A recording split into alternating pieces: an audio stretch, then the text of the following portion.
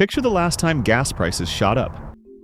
Every sign on every corner ticking higher, and somewhere behind the counter you imagine an owner grinning, getting rich off your pain. It feels obvious. It's also almost completely wrong. When you pay $4, $5, $6 a gallon, the person who sold it to you might be making less than a nickel. And on a bad week, nothing at all. The gas station is one of the thinnest margin businesses on earth. So how is it also one of the most reliable little money machines in retail? The answer isn't at the pump. It's about 40 feet away behind a glass door. Let's follow a single gallon. Before it ever reaches your tank, almost everything you pay has already been spoken for. The biggest slice is the crude oil and refining behind it, a global commodity price the station owner does not set and cannot control. Then the government takes its cut. Federal and state fuel taxes, often 50 cents or more, baked into every gallon.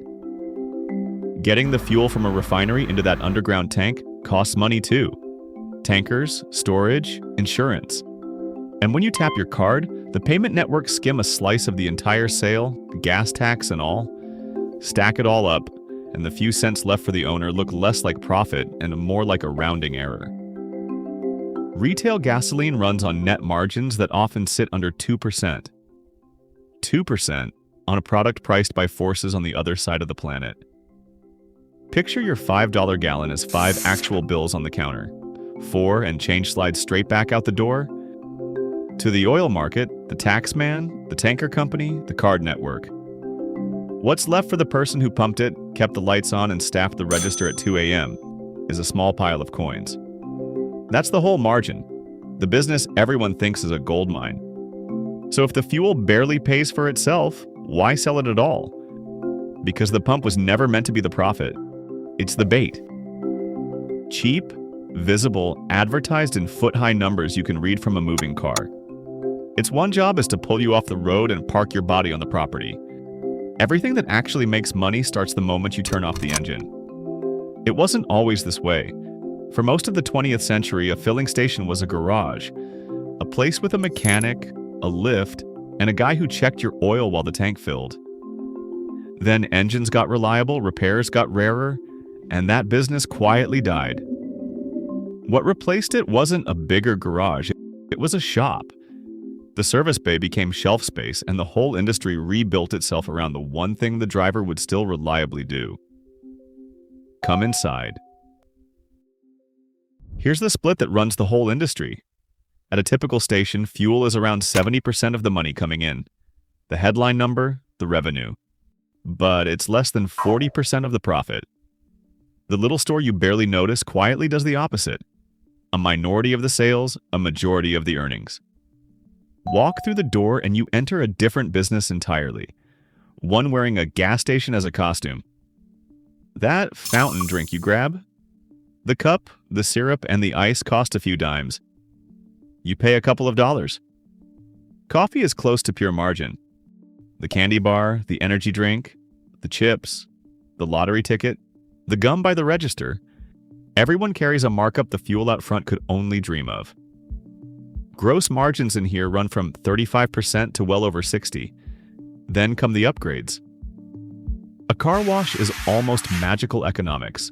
You build the tunnel once, and after that each wash is mostly water, soap, and electricity. Margins that can clear 60%, 70%, dropping straight to the bottom line. For decades, the single biggest thing in that store wasn't food at all. It was cigarettes. Enormous volume, dependable traffic, and a customer who came back every few days. But that habit has been shrinking for years, and with it the industry's most dependable pull. So operators went hunting for a replacement. Something people would drive to on purpose, come back for daily, and pay a real margin on. They found it at the other end of the counter. And the fastest growing prize of all, food. Roller grill hot dogs, fresh pizza, breakfast sandwiches, a branded chicken counter. Prepared food is the highest margin, most defensible thing a station can sell, and the best operators have quietly turned their stores into restaurants that happen to sit beside fuel pumps. Now, watch the pieces click together. The cheap gas pulls the car in. The full tank buys 8-10 minutes where the driver is captive. Bored, standing on the concrete, maybe needing the restroom, definitely a little hungry. That's the window. The whole store is engineered to convert that window into a coffee, a sandwich, a wash, an impulse grab on the way out. Fuel loses a little. Everything it dragged in wins a lot. One low-margin product cross-subsidizing a cluster of high-margin ones. Retailers have a blunt name for the pump: a loss leader. Put numbers on it. Industry-wide, those in-store sales deliver the majority of a station's gross profit, from a fraction of the floor space and none of the scary commodity risk. The pumps are the marquee. The store is the theater where the money is actually made. But a loss leader is a dangerous game because the loss is real. Remember those card fees? When gas hits $5 a gallon, the percentage the networks take climbs with it. The station's costs rise in lockstep with the price on the sign. That's the cruel joke of a price spike. The number gets scarier, the customer gets angrier, and the owner's cut per gallon can get thinner, not fatter. High prices don't fill the safe. If anything, they squeeze it. So the pennies at the pump aren't the business. They're the toll you pay to keep the lights on and the cars flowing while the real business happens inside. And here's something most drivers never realize. The oil company's logo on that sign usually isn't the owner. The major brands largely got out of running stations decades ago. Today, the name out front is mostly a supply contract, licensed to an independent operator, and a huge share of them run just one or two sites. That glowing corporate logo is often somebody's family business wearing a borrowed jacket. Which raises the obvious question: if anyone can stack shelves and fry chicken, what stops every corner from doing this equally well? Why do some operators mint money for decades while others quietly go under? The answer is the one thing you can't restock: the corner itself. A gas station isn't really selling fuel or snacks. It's selling a location, a specific patch of asphalt where a specific river of traffic has to slow down and turn.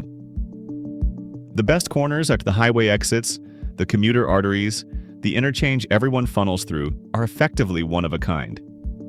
You cannot build a second identical intersection across the street.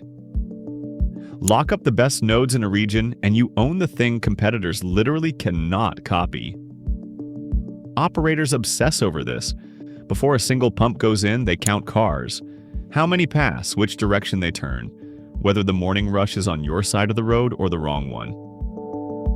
A site on the going-to-work side of a street can outsell an identical store across the asphalt, simply because nobody buys coffee on the way home. There's a bigger shadow on the horizon, too. Electric cars don't stop for gasoline at all.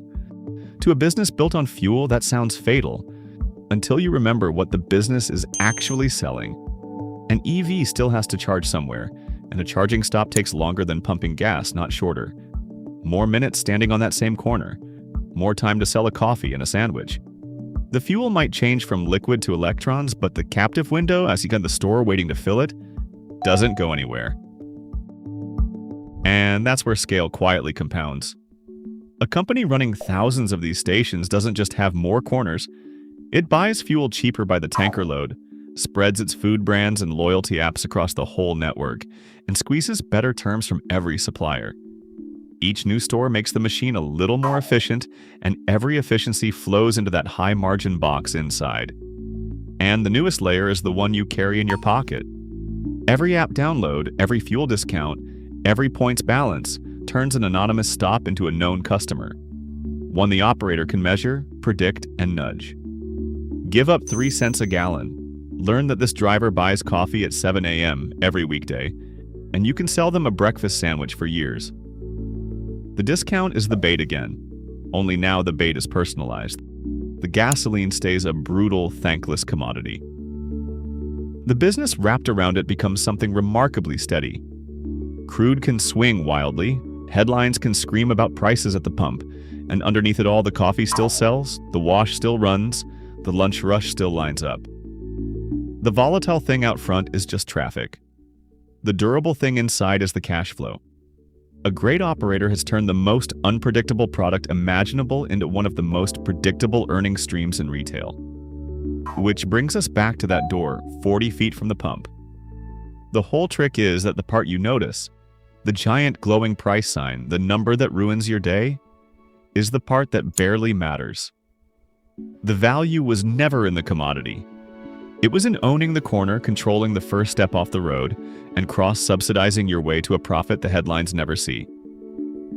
The best businesses often lose or barely break even on the loud product everyone argues about, and quietly compound on the quiet one right behind it. Learn to look past the volatile thing on the sign and find the durable thing inside, and you've learned how to spot a machine built to last. This video is sponsored by MoatScope. Everything we just covered, the corner nobody can copy, compounding quality at a fair price, is simple in theory. Actually finding those companies, that's the hard part. That's exactly what MoatScope is built for. It rates thousands of stocks on the two things that matter most: how strong the moat is and how much you'd pay for it. Quality times valuation on one simple scorecard, so you can spot the widening moats that are actually trading at a fair price. Check out MoatScope at the link below and go find your next compounder.